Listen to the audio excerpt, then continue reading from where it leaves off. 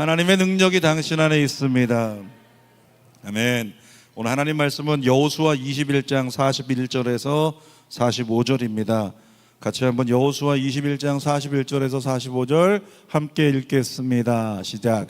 레위 사람들이 이스라엘 자손의 기업 중에서 받은 성읍은 모두 48성읍이요 또 그 목초들이라. 이 각 성읍의 주위에 목초지가 있었고 모든 성읍이 다 그러하였더라. 여호와께서 이스라엘의 조상들에게 맹세하사 주리라 하신 온 땅을 이와 같이 이스라엘에게 다 주셨으므로 그들이 그것을 차지하여 거기에 거주하였으니 여호와께서 그들의 주위에 안식을 주셨으되 그 조상들에게 맹세하신 대로 하였으므로 그들의 모든 원수들 중에 그들과 맞선 자가 하나도 없었으니 이는 여호와께서 그들의 모든 원수들을 그들의 손에 넘겨주셨음이니라. 여호와께서 이스라엘 족속에게 말씀하신 선한 말씀이 하나도 남음이 없이 다 응하였더라. 아멘. 오늘은 여호수아 21장 41절에서 45절 말씀을 가지고 베푸신 은혜를 기억하라. 같이 할까요? 베푸신 은혜를 기억하라. 한 번 더. 베푸신 은혜를 기억하라. 지난주에 이어서 두 번째로 도피성에 대한 이야기인데, 지난주에 우리는 함께 나눴습니다. 도피성이 상징하는 게 신약의 누구라고요? 예수 그리스도. 예수 그리스도 안으로 들어간 우리가 죄 사함을 받았고 죄를 지었지만 여전히 하나님의 은혜 안에 사는 자가 된 것처럼 이제는 교회가, 그리고 교회의 일원이 된 저와 여러분들이 세상을 향한 도피성이 되어야 한다. 그래서 세상을 정죄하기보다 나에게 피하려고 하는 세상을 끌어안을 수 있어야 된다. 그런 이야기를 지난주에 나눴는데 오늘 똑같은 말씀, 또 반복되는 이야기가 되리라고 생각을 합니다. 자, 도피성을 세우신 하나님의 목적, 한마디로 말하면 뭘까요? 죄를 지은 사람을 보호하기 위해서, 더 구체적으로 말하면 살인죄를 지은 사람을 살려내기 위해서. 그래서 도피성을 하나님께서 세우셨다는 겁니다. 그런데 도피성을 세우신 그 하나님의 감정은 어땠을까? 하나님의 감정을 표현할 수 있는 어떤 우리 히브리어가 있죠. 그게 뭐죠? 헤세드. 헤세드라고 하는 그 하나님의 사랑에 대한 그 단어 속에는 하나님의 감정이 담겨 있어요. 끝없는 하나님의 긍휼, 끝없는 하나님의 어떤 성실, 끝없는 하나님의 마음, 사랑, 그 용납하심, 그것이 헤세드 안에 들어있다는 거죠. 그러니까 도피성을 세우시는 그 하나님의 감정은 이거예요. 긍휼. 네가 비록 죄를 졌지만, 네가 비록 심판을 당할 수밖에 없지만 걱정하지 마, 두려워하지 마. 내가 너를 위해 피할 곳을 예비할게. 그리고 도피성을 세우게 하신 하나님이 예수 그리스도를 보내주셨고 지금은 교회를 세워 놓으셨다는 거죠. 여러분, 이렇게 선포합니다. 우리의 삶이 어떠하든지 하나님의 긍휼이면 끝난다. 따라할까요? 하나님의 긍휼이면 끝난다. 다시 한번, 하나님의 긍휼이면 끝난다. 아멘. 하나님의 긍휼이면 끝나는 거예요. 주님이 우리를 긍휼히 여기시는 순간 모든 어둠은 호흡이 끊어집니다. 주님이 나를 긍휼히 여기시는 순간 나를 향해 역사하고자 하는 모든 어둠의 호흡은 끊어진다는 거예요. 뭘 말하는 겁니까? 하나님이 나를 긍휼히 여기기 시작하면 어둠의 생명은 끝난다는 거예요. 어둠의 괴계는 끝난다는 거죠. 그러므로 우리가 날마다 하나님 앞에서 우리가 호소할 것이 있다면 어쩌면 이 호소가 하나님 앞에 가장 합당한 것이 될 수 있지 않겠는가? 그게 뭡니까? 헤세드, 나의 하나님, 나를 불쌍히 여기소서. 같이 해볼까요? 헤세드, 나의 하나님, 나를 불쌍히 여기소서. 다시 한번, 헤세드, 나의 하나님. 옆에 사람에게 당신의 하나님, 당신의 하나님, 당신의 하나님. 뒤에 하라고. 당신의 하나님, 나를 불쌍히 여기소서. 아멘. 여러분, 우리가 하나님 앞에 날마다 호소할 건 그거예요. 왜냐하면 신앙생활을 아무리 오래 했다고 해도 온전하지가 않아요. 아무리 뛰어난 주의 종이 됐다고 해도 온전하지가 않아요. 아무리 많은 훈련을 받았다고 해도 온전하지가 않아요. 순식간에 어떤 사탄의 괴계에 묶이거나 또는 넘어지거나 또는 깨어지게 되는 그 모습을 너무 많이 본다는 거죠. 그러니까 우리가 하나님 앞에서 가장 합당한 고백이 있다면 아침마다 나는 날마다 죽노라 그렇게 고백하고 그 다음에 하나님 앞에 하나님 오늘도 저를 불쌍히 여겨주세요. 오늘도 우리 아이를 불쌍히 여겨주세요. 오늘도 우리 엄마 불쌍히 여겨주세요. 그렇게 고백하면서 하나님께 나아갈 수 있는 매일매일의 삶에 하나님의 긍휼이 임하면 뭐라고요? 어둠의 호흡은 끊어진다 라고 하는 거죠. 자, 41절 성경 말씀 본문 읽어봅시다. 시작. 레위 사람들이 이스라엘 자손의 기업 중에서 받은 성읍은 모두 48성읍이요 또 그 목초지들이라. 자, 레위 사람들이 받은 성읍이 있는데 이 레위 사람들은 여호수아가 가나안 땅을 정복한 다음에 분배할 때 다 땅을 제비 뽑아서 분배를 해줬단 말이죠. 그런데 레위 지파에게는 땅을 분배해 주질 않았어요. 그러니까 레위 지파는 있을 곳이 없습니다. 하나님께서 있을 곳이 없는 레위 지파를 위해서 모든 지파의 마음에 감동하사 자원하여 자기들이 가지고 있는 성읍들 중에서 이렇게 몇 개씩을 레위 지파를 향해서 내놓은 거예요.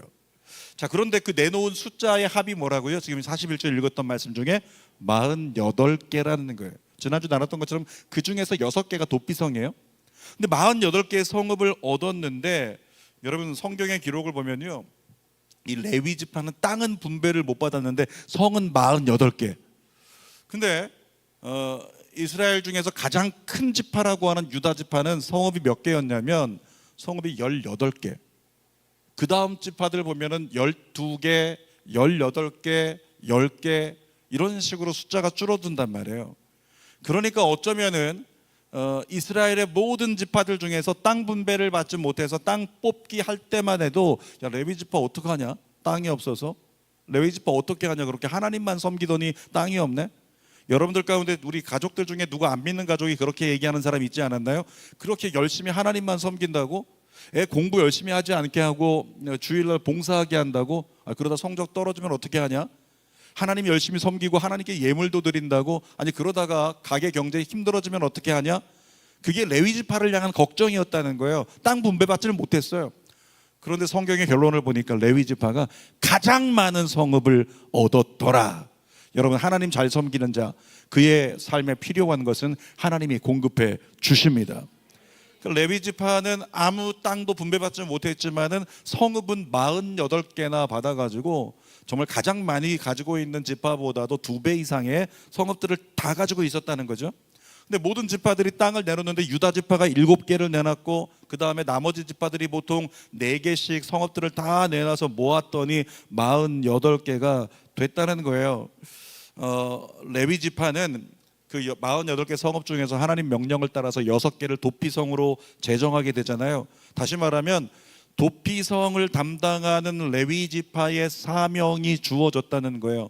그 레위 지파의 성읍 중에서 도피성을 6개를 뽑았기 때문에 지난주 말씀처럼 요단강 줄기를 기준으로 해가지고 좌측에 3개, 우측에 3개 한쪽에 몰려 있는 게 아니라 모든 지역에 분포되게끔 마치 이스라엘을 고구마처럼 생겼잖아요. 이스라엘이 그걸 6등분해 가지고 그 한 곳마다 한 개씩 도피성을 세우게 했단 말이에요.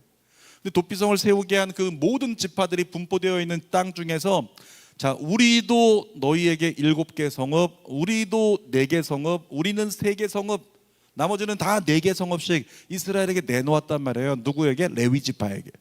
여러분 생각해 보세요. 레위 지파는, 나머지 지파들은 어떤 지파는 동쪽 중에서 위쪽에, 어떤 지파는 동쪽 중에서 중간에, 어떤 지파는 동쪽 중에서 밑에 다 모여 살았단 말이에요.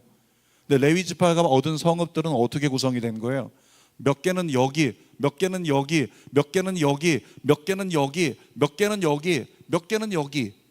이런 식으로 12지역에 레위 지파가 살게 된 성읍들이 전부 다 흩어져 있었다는 거죠. 레위 지파는 그 흩어진 성읍들 중에서 6개를 택해가지고 도피성을 세워서 섬기는 사역을 가지게 됐어요. 여러분, 도피성에 없는 게 뭘까요? 도피성에 없는 건 정죄입니다. 정죄가 없어요. 살인한 자가 들어오는데 정죄가 없어요. 도피성에 있는 게 뭘까요? 살인하고 들어와서 죽을 자였는데 그를 살리는 것만 도피성에 있어요. 한마디로 정의합니다. 도피성은 정죄는 없고 살리는 것만 있다. 따라할까요? 정죄는 없고 살리는 것만 있다. 그게 도피성이라고요. 그 도피성을 담당하는 지파가 누구라고요? 레위 지파. 지금의 레위 지파가 누구예요? 저와 여러분들이에요. 영적 이스라엘 된 저와 여러분들이 레위 지파라고요. 그러니까 우리에게 하나님께서 원하시는 건 뭐냐면 정죄는 없고 살리는 것만 있다. 따라합시다. 정죄는 없고 살리는 것만 있다. 그것이 누구에게 주신 사명이에요? 지금의 영적 이스라엘이고 영적 레위 지파인 교회를 향한 하나님의 말씀이에요.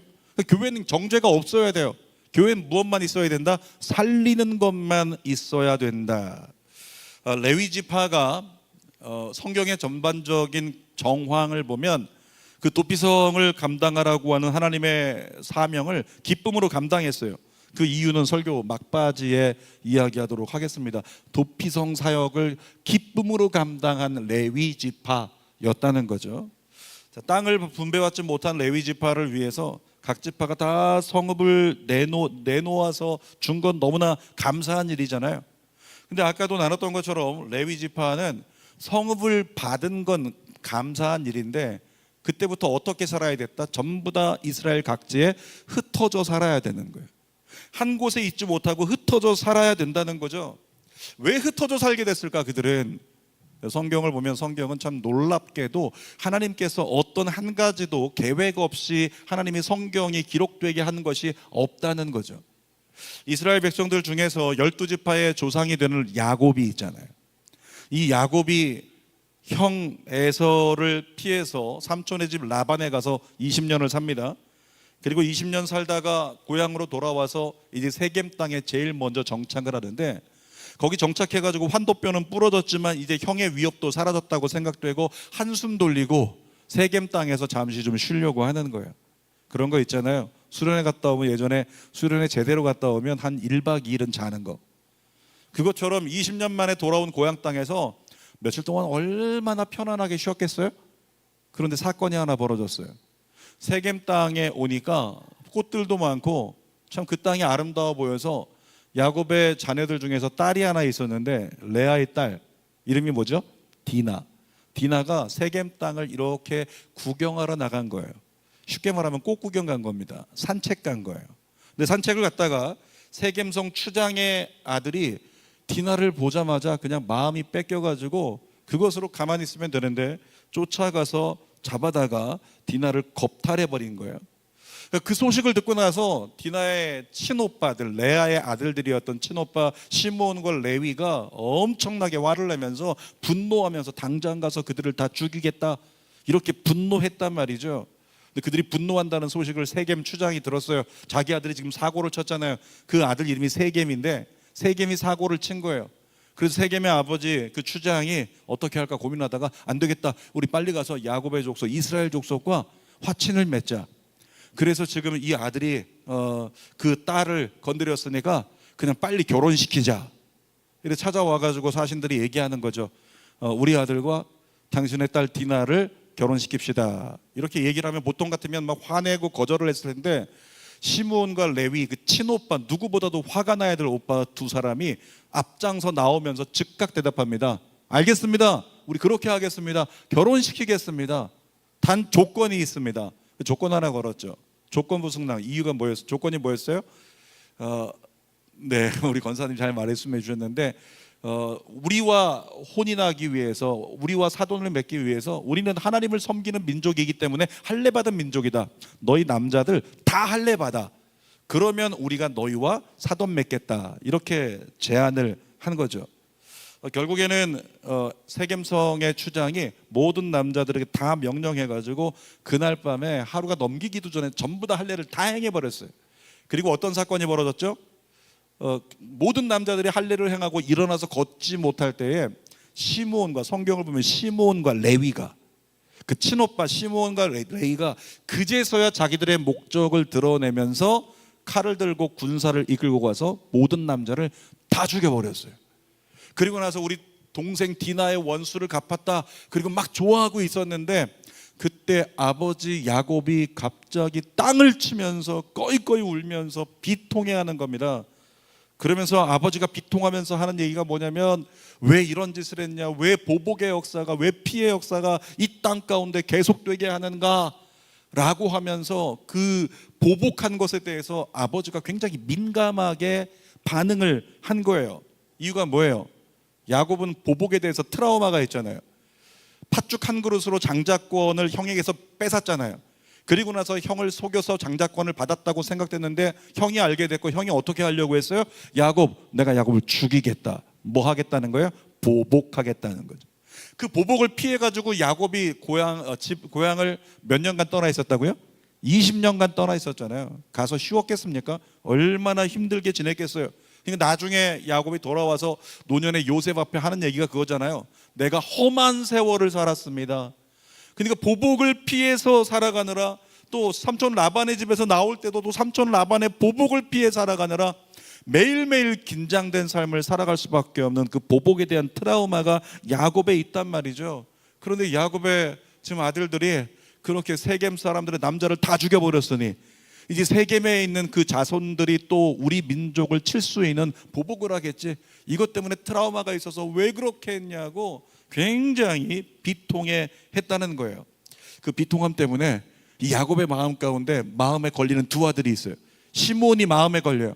레위가 마음에 걸려요. 시므온, 레위, 너희들 때문에 내가 못 살겠다. 너희들은 내 마음을 아프게 한 자다. 조금 있다가 아버지 야곱이 하나님께 돌아갈 때가 됐어요. 죽을 때가 됐다는 거죠. 그리고 12아들을 다 불러 놓아놓고 그 아들들에게 손을 얹고 축복하잖아요. 성경의 기록을 보면 시므온과 레위에게만 축복이 없어요. 시므온과 레위에게는 축복이 없고 오히려 성경에 뭐라고 써 있냐면 저주가 기록되어 있는 거예요. 창세기 49장 5절, 6절, 7절까지 천천히 읽어볼게요. 시므온과 레위는 형제요, 그들의 칼은 폭력의 도구로다. 잠깐만요.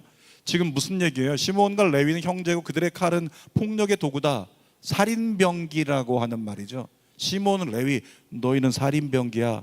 너희는 나가기만 하면 사람을 죽인다. 그런 얘기를 하고 있는 거예요. 지금 마지막 유언적 예언을 하고 있는데 아버지가 또 6절 말씀 7절 읽어볼게요. 내 호나 그들의 모의에 상관하지 말지어다. 내 영광아 그들의 집회에 참여하지 말지어다. 그들이 그들의 분노대로 사람을 죽이고 그들의 혈기대로 소의 발목 힘줄을 끊었음이로다. 그 노여움이 혹독하니 저주를 받을 것이요 분기가 맹렬하니 저주를 받을 것이라. 내가 그들을 야곱 중에서 나누며 이스라엘 중에서 흩으리로다. 아버지 야곱이 시몬에게, 특별히 레위에게 뭐라고 예언적 메시지를 선포했다고요? 예언적 유언을 남겼는데 뭐라고요? 너는 그 민족 중에 흩어질 거야. 너는 그 민족 중에 흩어질 거야. 그 예언적 유언이 언제 성취됐어요? 레위 지파가 땅을 분배받고 모든 성읍에 다 흩어질 때, 결국 아버지를 통해서 하나님께서 선포하신 그 예언대로 레위 지파는 전부 다 흩어져서 살게 됐다는 거예요. 여러분, 중요한 건 뭐냐면 야곱의 저주가 레위 지파에게 있었지만 그 저주에도 불구하고 하나님은 레위 지파를 긍휼히 여기셨다. 아까 서두에 선포했죠. 날마다 하나님 앞에 뭐라고 호소하자고요? 히브리어 세 글자 뭐라고요? 헤세드, 나의 하나님 나를 불쌍히 여기소서. 여러분, 하나님이 긍휼히 여기시면 끝납니다. 아무리 내 인생 가운데 저주가 임했고, 아무리 낙인이 찍혔고, 나는 흙수저고, 아무리 나는 과거가 너무나 비참해서 말할 것이 없을 정도로 미래를 꿈꿀 수 없을 때 뭐라고요? 하나님께서 긍휼히 여기시면 끝나는 거예요. 레위 지파가 그렇게 저주만 받았었는데 저주 받아가지고 흩어질 거야. 그러니까 더 이상이 아무것도 기대할 수 없는 그 사람들이었는데, 그럼에도 불구하고 하나님은 레위 지파를 어떤 민족으로 쓰셨냐면 예배자로 쓰셨다는 거예요. 신명기 33장 8절 말씀 같이 읽어볼게요. 레위에 대하여는 일러스되 주의 둠밈과 우림이 주의 경건한 자에게 있도다. 아버지 야곱으로부터 저주를 받았던 레위이고 레위 족속이었어요. 여러분, 그럼에도 불구하고 하나님의 긍휼이 레위 족속에게 임하니까 레위 족속이 어떤 사람이 됐다고요? 경건한 자가 됐다고요. 따라합시다. 하나님의 긍휼이 나의 삶을 경건한 자로 세우소서. 아멘. 하나님은 아무리 못나고 악한 자라도 그의 삶을 뒤집어 경건한 길로 인도하실 줄 믿습니다. 그러니까 여러분이 생각할 때 저 못된 놈, 저 나쁜 놈, 뭐 흥선대원군이라고 하면 역사 속에서 저 나쁜 놈 그렇게 얘기를 하잖아요. 그런데도 불구하고 이스라엘 백성들에게 있어서 가장 나쁜 놈처럼 여겨졌던 초대교회를 회파하는 자 누구였죠? 사울이었잖아요. 그 나쁜 놈, 그렇게 악한 자라도, 그렇게 못난 자라도 우리 하나님께서 원하시면, 하나님의 긍휼이 그에게 임하면 어떻게 된다고요? 그의 삶을 뒤집어 경건한 자로 삼으시고 경건한 자로 인도하신다. 그래서 하나님을 만나면 모든 인생이 희망이 있는 것을 성경은 우리에게 전하고 있는 거죠. 사랑하는 여러분, 여러분의 자녀들이나 여러분의 가족들이나 형제들이나 친구들이나 누구라도 그 나쁜 놈, 나를 괴롭히는 나쁜 놈, 나를 힘들게 하는, 우리 가정을 정말로 힘들게 하는 부모님, 우리 가정을 힘들게 하는 자녀, 우리 가정을 정말 아프게 하는 그 누군가, 그가 하나님 만나면 그에게도 희망이 있는 줄 믿습니다. 자, 그 사람 떠올리면서 선포하세요. 그에게도, 이렇게 합시다. 그 사람을 여기 앞에다 세워두고 너에게도 희망이 있다. 좀 마음에 안 들지만 하세요. 다시 한번 그 인간을 떠올리면서 너에게도 희망이 있다. 하나님을 만나면 그 인간이 뒤집혀 하나님의 영광을 드러낼 수 있는 사람으로 살아갈 줄 믿습니다. 그러므로 우리는 그와 같은 사람들이 있으면 전심으로 그들이 하나님 만나기를 기도해야 된다는 거죠. 자, 도피성으로 들어오는 사람들이 있어요. 도피성 문이 열립니다. 끽 하고 열리면 거기에 갑자기 누군가가 막 가쁜 숨을 고르면서 뛰어들어와요. 누굽니까? 살인한 자. 살인한 자들이 급하게 뛰어와서 들어오는 거예요. 근데 살인한 자들이 들어올 때 도피성에서 그들을 맞이하는 레위 지파들이 보통 일반적으로 이런 생각할 수 있지 않을까요? 또 살인 저질렀어? 도대체 저 사람은, 저 인간은 어떤 살인을 저지른 거야? 아니 이번에는 애 아냐? 누구를 죽인 거야? 들어오는 사람들마다 마음이 불편하고, 저렇게 멀쩡하게 생긴 사람이 누굴 죽인 거야? 아니 이렇게 나이 많으신 분이 누굴 죽인 거야? 이런 생각할 수 있지 않을까요? 온갖 생각을 그렇게 할 수 있음에도 불구하고 레위 지파는 이런 마음을 가졌을 것이다 라고 유추할 수 있다는 거예요. 레위 지파, 저주를 받았었지만 하나님이 긍휼히 여기셔서 경건한 자로 택함받고 세움받고 경건한 자로 쓰임받았던 레위 지파, 하나님, 우리를 긍휼히 여기신 하나님, 저들도 긍휼히 여기소서. 이와 같은 마음, 이와 같은 선언이 가능했다는 거죠. 그러니까 제가 서두에 나중에 얘기하겠다고 했던 그 레위 지파가 도피성을 담당하는 그 직분을 맡았을 때 그 도피성을 담당하는 직분을 기쁨으로 감당했다는 거죠. 이유가 뭘까요? 하나님께서 우리에게 베푸신 은혜와 긍휼을 기억하기 때문에, 하나님께서 베푸신 은혜를 기억했기 때문에 나같이 저주받은 자, 우리 민족, 우리 지파처럼 저주받아 어쩌면 아무것도 아닌 것처럼 땅의 먼지처럼 흩어져 사라질 수도 있는데, 우리를 택하시고 우리를 긍휼히 여기시사 우리를 경건한 자 삼으시고 우리를 하나님의 자녀 되게 만드시고 충성된 자 만드시고 주의 일을 감당할 수 있는 예배자가 되게 하신 하나님, 주여 나를 긍휼히 여기신 것처럼 저들도 긍휼히 여겨 주시옵소서. 여러분, 우리 안에 은혜가 살아있길 축복합니다. 베푸신 은혜가 살아있으면 그런 일들이, 품는 일들이 가능해진다라고 하는 거죠. 그런데 중요한 거는 오늘 본문 44절에 그렇게 하나님이 베푸신 은혜를 기억한 자 레위 지파에게 주시는 하나님의 축복을 좀 보세요. 44절 읽어보겠습니다.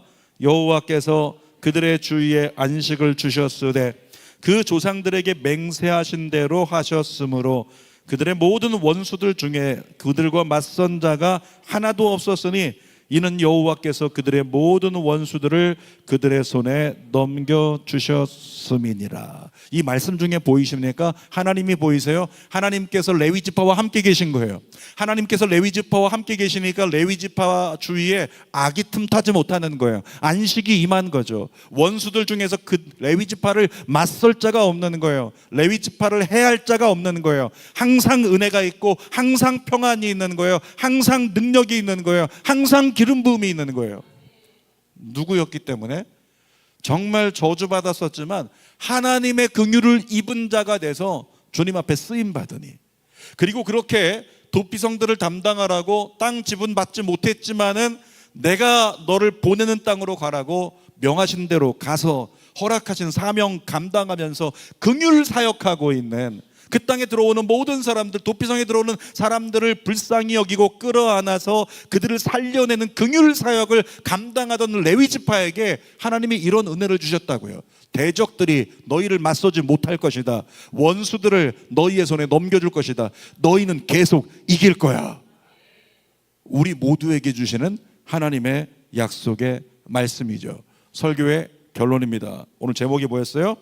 베푸신 은혜를 기억하라. 다시, 베푸신 은혜를 기억하라. 베푸신 은혜가 떠오를 때까지 시작. 베푸신 은혜를 기억하라. 한 번 더. 베푸신 은혜를 기억하라. 여러분, 이 마지막 때 이제 우리가 가장 경계해야 될 것이 있다면 그것은 어쩌면 인간의 본성을 자극할 수 있는 세대의 흐름인 것 같아요. 이 세대가 흘러가면서 자꾸만 우리 마음 가운데 원망이 떠올라요. 경제적으로 어려워지면 경제적인 어려운 이유가 누구 때문인가 원망이 떠올라요. 삼성전자의 노조 사태로 말미암아서 많은 어려움이 있었고 국가 부도 위기까지 그렇게 뉴스에서 이야기가 나왔었지만 그때 누구를 원망했습니까? 많은 사람들이 삼성전자의 말도 안 되는 지금 노조로서 파업으로 국민을 위협하는 그들을 원망했었고, 또는 우리가 가정에서 또는 교회에서 또는 정치적으로 여러 가지 모든 사안들에 대해서 우리의 원망을 끌어내는, 자꾸만 우리의 원망을 살려내는 어떤 대상들이 있지 않아요? 어떤 대상들이 분명히 있단 말이죠.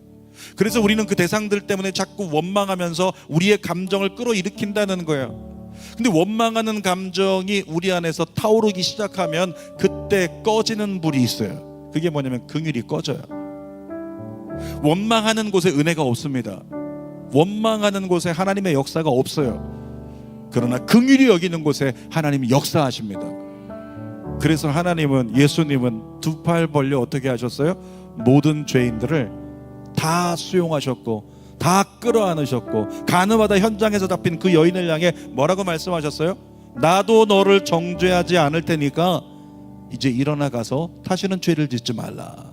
그렇게 말씀하시면서 긍휼로 살려내는 자의 삶을 예수님 사셨고, 그리고 그 삶을 우리에게 살라고 말씀하시고, 오늘 말씀을 통해서도 영적 레위 지파인 너희는 살려내는 사명을 감당하라. 아니, 하나님, 왜 내가 해야 됩니까? 난 내 마음대로 살고 싶은데, 내가 떠들고 싶은 대로 떠들고 싶은데, 내가 주장하고 싶은 대로 주장하고 싶은데 왜 내가 그렇게 긍휼 사역 모든 걸 수용해야 되고 모든 걸 용납해야 되고 왜 그래야 합니까? 그때 하나님께서 뭐라고 말씀하실까요? 내가 너에게 그 일을 행했잖니. 내가 너에게 그 은혜를 베풀었잖아.